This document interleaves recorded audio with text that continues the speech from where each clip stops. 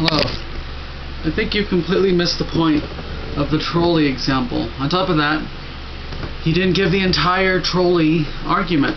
There's more to it. You left out the most important bits. And also, the point of the trolley argument is to ask if you really believe in your morality or not. And also to ask, what you believe in is right and wrong. Is your morality based on rationality or feeling and prejudice and evolutionary instinct? Now, since you didn't give the entire trolley argument, I'll give the entire trolley argument. The entire trolley argument goes like this. There's two parts. Part one. If you there's a guy over there and another train track, one guy, and over here there's 10,000 people. It's usually 200, but I like to make it extra extreme, makes the point better. So if you pull a lever, instead of the train hitting and killing 10,000, it'll go and kill one guy. Do you pull the lever? And almost everyone says yes.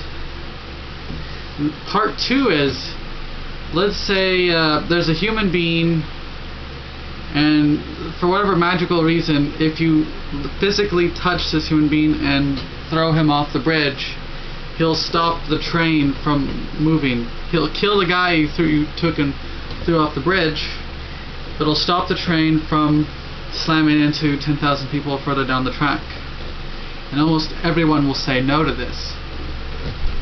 But if we're thinking like a consequentialist, and for one, or just in general, these actions from both part one and part two, pulling the lever and touching the guy and throwing him off the bridge to save 10,000 people, have the same results. In both parts, you kill a guy to save 10,000 people.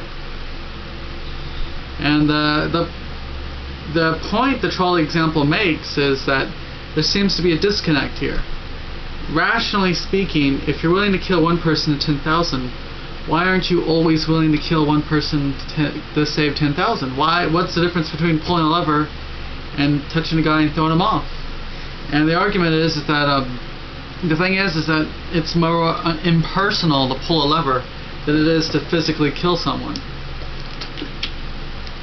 I mean, you can make this point more too. It's much easier to push a bomb to launch a missile, or to drop bombs from a plane and blow people up, than it is to bayonet people and shoot people. You know, I think you were the one who mentioned it, that infantrymen and bombers have different wars. You know, bombermen can have reunions and talk about the war, but infantrymen can't, because they literally had to go in and stab people and shoot people and see the carnage. And that's the point, though, is that if you really believe in your principles, then you should either answer no to both parts or yes to both parts. You should either believe that it's always wrong you shouldn't kill somebody to save 10,000, so you should say no to pulling the lever and no to throwing the guy off the bridge, or you should say yes to both. You should say I'll pull a lever to save 10,000 and kill one person, or I'll take someone and throw them off the bridge to kill one person but save 10,000. You should. That's the point. And it doesn't matter that it'll never happen. You know, it doesn't matter that it's never going to happen. That's not the point at all. I mean, you contradict yourself, because earlier on in the video you were making your example about penicillin, where you said, I know it doesn't really work with this, but hang in here with me for the sake of argument, or something like that.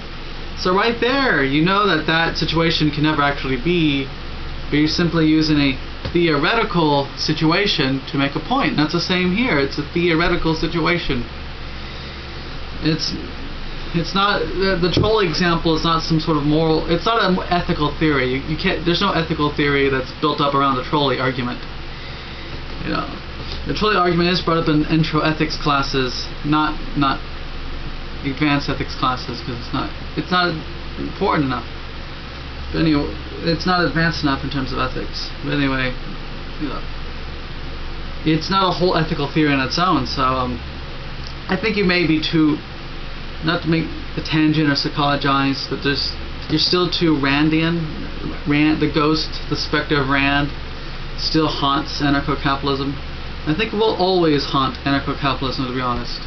Because a lot of anarcho-capitalists, the only difference between them and an objectivist is one topic. Objectivist believes in getting government down to 99%, and the anarcho-capitalist believes in privatizing the last 1%. And also they differ on war.